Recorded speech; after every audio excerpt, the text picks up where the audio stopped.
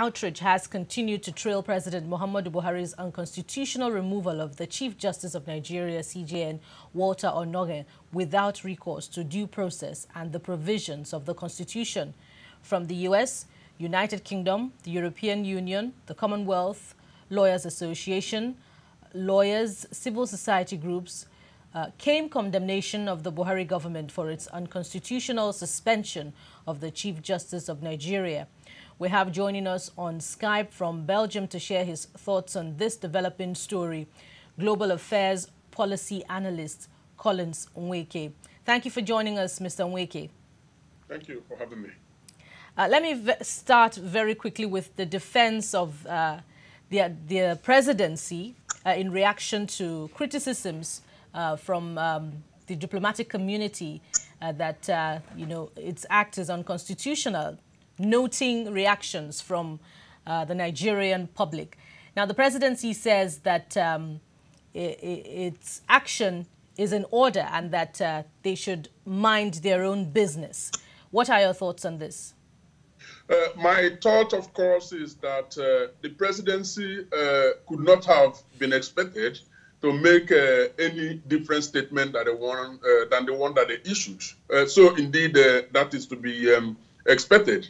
Of course, it is also, always, in the playbook for countries, especially countries leaning towards dictatorship, to tell others who point them to the ills of their government to mind their business, calling on the fact that the country is a sovereign nation and should be allowed to do their business. But the thing is, no country is an island. For countries to exist, you need to relate with others. That's one. Constitutionally, many countries, that includes Nigeria, are signatories to international treaties, are members of international organizations, as well as having rights in those international organizations on the basis of the treaty signed. You also have obligations. So Nigeria needs to understand that it needs to honor its obligations by respecting the rule of law. And so when countries, major democracies of the world, point to Nigeria's ill in this instance, suspending unconstitutionally as alleged the Chief Justice of Nigeria, I think they should listen. Now, I can only hope that they are putting up a brave face, but that behind the scene, everything is being done to address this ugly situation.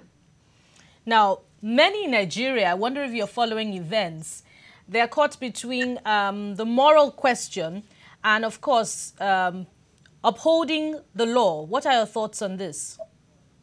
My thought is that any sitting president has the obligation, not just the right, has the obligation to uphold the law. That is actually what the president swore to when he took oath of office.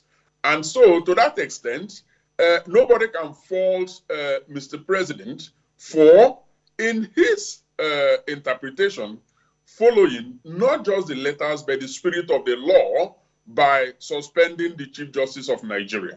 Now, the other question is, to what extent has due process, and that is the law again, followed? Another aspect is due diligence. To what extent has due diligence been applied? And then number three, is also the sensitivity of the issue at stake. And that brings to question the timing.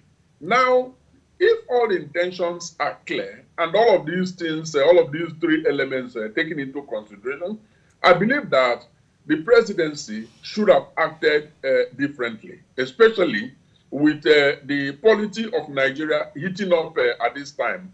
I believe that if they meant well, if there is nothing sinister, this could have waited, because there are other cases that have been waiting, and there is no reason, not a cogent reason, for this particular case to be expedited in the manner that it was done. So that raises a question, and the government, now needs to address it, and address it urgently. Collins Nweke, Global Affairs Policy Analyst, we thank you very much for your time. Thank you for having me.